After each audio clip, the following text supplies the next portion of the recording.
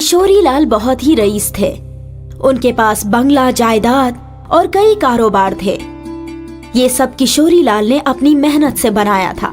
किशोरी लाल का छोटा भाई बलदेव था। बलदेव अक्सर कोशिश करता था किशोरी लाल की सारी जायदाद उसकी हो जाए, इसलिए वो भाई के साथ बहुत ही अच्छा सलूक किया करता था। किशोरी लाल ने अपने धान का कारोबार बलदेव को संभालने को दिया था और आज वो हिसाब किताब देखने आया था। अरे भाईजान, आप आ गए? अरे मोनू, भाईजान के लिए पानी लाओ।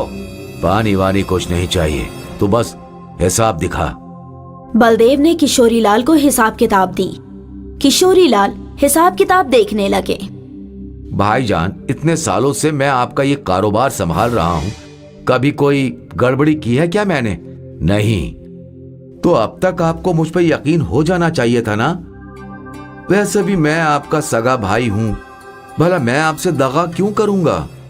मैं यहाँ हिसाब इसलिए नहीं देखने आता कि मुझे तुझ पे शक है, बल्कि मैं इसलिए देखने आता हूँ कि कहीं तुझसे कोई गलती ना हो जाए। छोटे, मैं तेरी बेहतरी चाहता हूँ।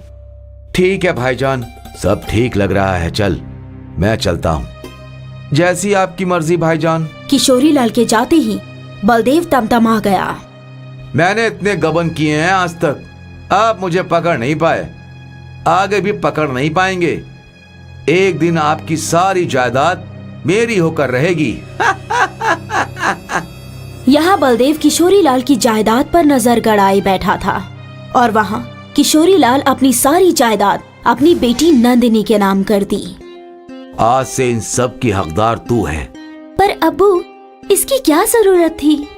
देख, मैं तो अब बूढ़ा होता जा रहा हूँ, कभी कुछ भी हो गया तो। ऐसी बातें मत सोचा करो अब्बू, आपको कुछ नहीं होगा। हाँ हाँ, अभी तो मुझे तेरा निकाह करवाना है, तेरे बच्चों के साथ खेलना है। क्या अब्बू, जब देखो निकाह निकाह निकाह के पीछे लगे रहते हैं आप। वो तो है, मेरी इच्छा है कि मेरी गुड़िया को संभालने वाला कोई मिल जाए। वैसे भी कई साल पहले तेरी अम्मी अल्लाह को प्यारी हो गई, कुछ सालों में मैं भी चला जाऊंगा। ऐसा कुछ नहीं होगा, आप कहीं नहीं जा रहे। जैसा तू बोले, पर तुझे होशियार रहना होगा। मुझे लगता है कि बलदेव कोई हरकत जरूर करेगा। ज्यादा से ज्यादा वो मुझे अगवा ही करेंगे ना। Same old school idea. मेरे पास इसका भी इलाज है अब्बू। ठीक है, देखते हैं। नंदिनी ने किशोरी लाल को अपना आइडिया बताया और दोनों बाप बेटी बहुत खुश हुए। जब बलदेव को ये बात पता चली तो उसके मन में गुस्सा भर गया। सारी जायदाद अपनी बेटी के नाम कर दी और मेरे नाम कुछ भी नहीं किया। बहुत गलत किया भाईजान, आपने बहुत गलत किया। वो जायदाद हासिल करने का मंसूबा बनाने लगा। क्यों ना मैं नंदिनी को अगवा कर लूं और फिर फिरौती में बहुत सारी रकम मांग लूं। किशोरी लाल नंदिनी से बेइंतहा मोहब्बत करते हैं। और बस ये सोचकर बलदेव ने 2 गुंडों को पैसे दिए नंदिनी को अगवा करने के लिए। ये नंदिनी है, इसे अगवा करना है। फोटो के पीछे उसका पता लिखा है। ठीक है जनाब, आपका काम हो जाएगा। ये एडवांस और बाकी के पैसे काम खत्म होने के बाद। बलदेव मन ही मन खुश था कि जल्द ही उसे बहुत मोटी रकम मिलने वाली है। यहाँ रात के अंधेरे में दोनों गुंडे किशोरी लाल के घर में पहुँचे। बलदेव बाहर इंतजाम कर रहा था। मैं इस तरफ जाता हूँ, तू उस तरफ जा, और अगर तुझे लड़की दिखे तो यहाँ लेकर आ। दोनों गुंडे 2 तरफ गए। पहले गुंडे को एक कमरे में नंदिनी दिख गई। यहाँ है, यहाँ है। वो दूसरे गुंडे के पास उसे बताने गया तो उसने देखा कि नंदिनी वहाँ भी है। ये यहाँ कैसे? ये तो वहाँ भी थी। क्या बकवास कर रहे हो? एक लड़की दो दो जगह कैसे हो सकती है? तू मेरे साथ चल और देख ले। दूसरे गुंडे ने भी देखा तो नंदिनी उस कमरे में भी थी। इतना ही नहीं, नंदिनी सारे कमरों में सो रही थी। कुछ तो गड़बड़ है, ये लड़की नहीं चुड़ैल है। हाँ भाईजान, निकलते हैं यहाँ से। दोनों गुंडे घर से खाली हाथ लौटे। क्या हुआ? लड़की नहीं मिली क्या? वो लड़की नहीं, चुड़ैल है। क्या? तुम खुद अपनी आंखों से देख लो, वो घर के हर कमरे में सो रही है। भला एक लड़की 4 कमरे में कैसे सो सकती है? जरूर तुम दोनों ने नशा किया होगा। हमारी बात पर यकीन नहीं है ना? चलो हमारे साथ। बलदेव दोनों गुंडों के साथ घर के अंदर गया। वहाँ एक एक करके गुंडों ने बलदेव को 4 नंदिनी दिखाई। दूसरी देखो, तीसरी देखो और ये चौथी देखो। मुझे तो लगता है ये लड़की नहीं चुड़ैल है। या अल्लाह, जरूर कुछ गड़बड़ है। 4 नंदिनी कैसे हो सकती हैं? इनमें से असली वाली कौन सी है? तभी सारे घर की बत्तियां रोशन हो जाती हैं और पीछे से किशोरी लाल अपने गार्ड्स के साथ हाजिर होते हैं। बलदेव, मुझे पहले से तुझ पर शक था, इसीलिए मैंने तेरे लिए जाल बिछाया था। किशोरी लाल के गार्ड्स ने उन दोनों गुंडों और बलदेव को कब्जे में कर लिया। सोच रहा होगा ना कि आखिर असली नंदिनी कौन सी है? हाँ। तभी किशोरी लाल ने एक बटन बंद किया और तुरंत 3 कमरों से नंदिनी गायब हो गई। चुड़ैल गायब हो गई। चुड़ैल गायब? वो कोई चुड़ैल उड़ैल नहीं है, मेरी बेटी नंदिनी है। वो खुद एक मैकेनिकल इंजीनियर है और जो तुम देख रहे थे वो उसका 3D प्रोजेक्शन था। वो तो 101 कमरे में ही रही थी, पर वो तुम्हें 4 कमरों में नजर आ रही थी। समझ गए? बलदेव, मुझे मालूम था कि तुम लालची हो और पैसों के लिए नीच हरकत भी कर सकते हो, पर तुम इतना नीचे गिर जाओगे ये मैंने कभी नहीं सोचा था। तुम्हारी असली जगह तो जेल है। किशोरी लाल ने बलदेव को पुलिस के हवाले कर दिया और उन दोनों गुंडों को भी। आज नंदिनी की सूझबूझ से सब कुछ सही हुआ। पूरे मुल्क में माइक नामी एक बच्चा एक सरकारी यतीम खाने में रहता था। यतीम खाने की नाज़मा मोहतरमा जूली एक जालिम और संगदिल खातून थी। सारे बच्चे कतार में खड़े हो जाएं। अगर किसी ने शोर किया या खाना हासिल करने की जल्दी की तो इस चम्मच से ही मारूंगी। जूली यतीम खाने में रहने वाले बच्चों और बच्चियों को सिर्फ 1 चम्मच दाल और 2 अदद रोटियां देती थी। खौफ की वजह से कोई भी ज्यादा दाल या रोटी मांगने की गुस्ताखी नहीं करता था। एक रोज जब माइक अपनी दाल की प्याली लेकर अपनी मेज पर जा रहा था तो प्याली उसके हाथ से छूटकर जमीन पर गिर पड़ी। सारी दाल जमीन पर बिखर गई। माइक खाली प्याली लेकर दोबारा जूली के पास पहुंचा। खाला जान, मेरी दाल गिर गई, मेहरबानी करके मुझे दोबारा दाल दे दीजिए। तुम्हारी इतनी हिम्मत, तुमने दाल गिराकर बर्बाद कर दी और फिर से दाल मांगने आ गए। तुमको किसी भी हालत में दाल नहीं मिलेगी, लेकिन फर्श गंदा करने की सजा जरूर मिलेगी। रात में जब खौफनाक हवाएं चल रही थी और बर्फ गिर रही थी तो नाज़मा जूली ने माइक को यतीम खाने के बाहर खुले में छोड़ दिया। एक रात जब ठंड में कांपोगे तो दाल गिराना भूल जाओगे।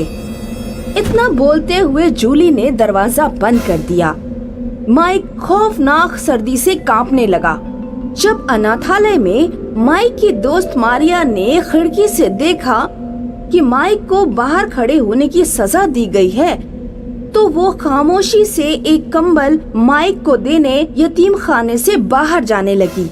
लेकिन जैसे ही उसने दरवाजा खोला, यतीम खाने की नाज़मा जूली ने उसे देख लिया। अच्छा, तो तुम बहुत रहमदिल और सखावत पसंद बन रही हो। अंदर चलो, अब से 3 दिन तक तुम्हें खाना नसीब नहीं होगा। बेचारी मारिया माइक की कोई मदद नहीं कर सकी। माइक सड़क पर भटकते हुए इधर उधर चहलकदमी करता रहा। उसने देखा कि सड़क के किनारे एक कुत्ता कुछ खींच रहा है। माइक ने कुत्ते को हटाकर एक पत्थर से जमीन को थोड़ा खोदा तो उसे जमीन की गहराई में एक रजाई मिल गई। इससे काम हो जाना चाहिए। माइक एक पुल के नीचे रजाई ओढ़कर सो गया और कुत्ते को भी खुद की रजाई में सुला लिया। माइक को गर्म रजाई में बेहतरीन नींद आई। सुबह जब वो जगा तो नाज़मा जूली उसके सामने खड़ी थी। बहुत आराम फरमा लिया, चलो यतीम खाने में चलो। जूली ने माइक से उसकी रजाई छीन ली। रजाई तो बहुत लाजवाब है, ये इस नामखूल को कहां से मिल गई? उस रात नाज़मा माइक की रजाई खुद ओढ़कर सो गई। उसे एक ख्वाब आया कि कुत्ते ने उसकी टांग में काट लिया है। जूली की आंख खुल गई। कितना वाहियात ख्वाब था। या अल्लाह, 8 बज गए और मैं अभी तक सो रही हूँ। जूली जैसे ही कमरे के बाहर गई, एक कुत्ता भौंकता हुआ उसके पास आया और जूली के पाँव में काट लिया। जूली को डॉक्टर के पास जाकर सुई लगवानी पड़ी। एक तो इतना वाहियात ख्वाब आया और हद तो ये है कि वो सच हो गया। जूली अगली रात फिर वही रजाई ओढ़कर सोई। उसे ख्वाब आया कि वो पहले माले के जीने से नीचे गिर गई है। जूली की आंख खुल गई। आज मैं फिर देरी से सोकर उठी हूँ और मैंने फिर एक वाहियात ख्वाब देखा है। जूली उस दिन बहुत से जीने चढ़ी और उतरी, लेकिन शाम को जब वो पहले माले पर किताबों को साफ कर रही थी तो नीचे उसकी बहुत पुरानी दोस्त मिलने आ गई। जूली खुशी खुशी नीचे उतरी और जीने से उसका पाँव फिसल गया। इस बार जूली की पेशानी पर चोट आई। जूली की दोस्त उसे डॉक्टर के पास लेकर गई। तुम्हारे पाँव में भी पट्टी बंधी है और अब सर पर भी, क्या बात है? पता नहीं, पिछले 2 दिन में 2 वाहियात ख्वाब आए और दोनों ही कबूल हो गए। पिछले 2 दिन में? अब याद करो कि क्या तुमने नया काम किया है। नया काम? नया काम तो नहीं किया। हाँ, याद आया, मैंने एक रजाई ओढ़ना शुरू किया है जिसे मैंने यतीम खाने के एक लड़के से छीना था। आज उस रजाई को तुम मुझे दे देना, मैं ओढ़कर देखती हूँ। जूली की दोस्त ने वो रजाई ओढ़ी। उसने ख्वाब देखा कि उसकी नाक सूजकर मोटी हो गई है। अगले रोज जब वो नाश्ते के लिए जा रही थी तो बाहर से आई एक मक्खी ने उसे नाक पर काट लिया और उसकी नाक सूजकर बिल्कुल वैसी ही मोटी हो गई जैसे उसने ख्वाब में देखा था। इस रजाई को ओढ़कर जो भी ख्वाब आता है वो सच हो जाता है। इस रजाई की वजह से ही तुम्हारे साथ ये सब कुछ हुआ है। जूली ने उस दिन माइक की आम दिनों वाली रजाई छीन ली और उसे वही जादुई रजाई पकड़ा दी। ये पकड़ो अपनी रजाई, अभी इसे ही ओढ़कर सोना। माइक वो रजाई पाकर बेहद खुश हुआ। रात में माइक ने ख्वाब देखा कि यतीम खाने के सारे बच्चे आइसक्रीम और पेस्ट्री खा रहे हैं। माइक की आँख खुल गई। कितना अच्छा ख्वाब था। कितने सालों से हमने आइसक्रीम और पेस्ट्री की शक्ल भी नहीं देखी। काश ये ख्वाब सच हो जाता। उस दिन यतीम खाने में बाहर से एक रईस जोड़ा आया और उसने यतीम खाने के सभी बच्चों को आइसक्रीम और पेस्ट्री खिलाई। ये तो कमाल हो गया। मैंने जो ख्वाब देखा वो सच में सच हो गया। कहीं ये वो रजाई की वजह से तो नहीं हुआ? माइक ने सारी बात अपनी दोस्त मारिया को बताई। ये कैसे मुमकिन है? मेरा यकीन करो, मैं सच कह रहा हूँ। ठीक है, अगर ये दुरुस्त है तो ठीक है। कल ये रजाई मैं ओढ़कर देखूंगी और मैं चाहती हूँ कि मैं ख्वाब में देखूं कि नाज़मा जूली यतीम खाना छोड़कर चली गई है और उसकी जगह कोई रहमदिल और मोहब्बत से भरी हुई नाज़मा आ गई है। नाज़मा जूली पीछे खड़ी होकर माइक और मारिया की सारी बातें सुन रही थी। अच्छा, तो तुम दोनों इस रजाई के जरिए ख्वाब देखकर मुझे यहाँ से निकलवाना चाहते हो, लेकिन फिक्र ना करो, मैं तुम्हारा ख्वाब पूरा होने ही नहीं दूंगी। नाज़मा ने माइक से जादुई रजाई छीन ली और उसे फाड़ने की कोशिश करने लगी, लेकिन रजाई न चाकू से फटी और न कैंची से कटी। या अल्लाह, ये रजाई तो किसी भी जरिए से फट नहीं रही है। चलो इसको मैं कचरे वाले को दे देती हूँ। माइक और मारिया छुपकर नाज़मा की बातें सुन रहे थे। अगले दिन रजाई जूली ने कचरा वाले को दे दी। जब नाज़मा यतीम खाना वापस लौट के गई तो माइक और मारिया छुपकर कचरे वाले के पास आ गए। मारिया ने अपनी पेस्ट्रीज और आइसक्रीम बचा कर रखी थी। उसने कचरे वाले से कहा, सुनिए जनाब, आप ये पेस्ट्रीज और आइसक्रीम ले लीजिए, मगर ये रजाई हमें दे दीजिए, वो आपको नाज़मा देकर गई हैं। कचरे वाले ने उन्हें रजाई दे दी। मारिया, ज्यादातर हमें उस चीज का ख्वाब आता है जो हम सोने से पहले लगातार सोचते हैं। मारिया, तुम्हें सोने से पहले लगातार ये सोचना होगा कि मैनेजर जूली यतीम खाने को छोड़कर चली गई है और उसकी जगह कोई रहमदिल नाज़मा आ गई है। मारिया सोने से पहले लगातार यही ख्वाब देखती रही। आखिरकार उसे वही ख्वाब आया कि नाज़मा जूली यतीम खाने से चली गई हैं और उसकी जगह कोई नई नाज़मा आ गई है। अगले दिन यतीम खाने में एक सरकारी मुलाजिम आया। मैनेजर जूली, आपकी मियाद खत्म हो चुकी है, अब आप फारिग हो चुकी हैं। ऐसे कैसे मुमकिन है? मैं तो अभी 40 बरस की ही हूँ। सरकार ने तौर तरीके में बदलाव किया है, अब आपको फारिग होना ही पड़ेगा।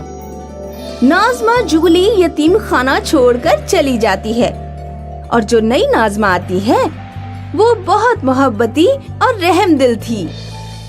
इस तरह जादुई रजाई के जरिए यतीम खाने के बच्चों को नई जिंदगी मिल गई।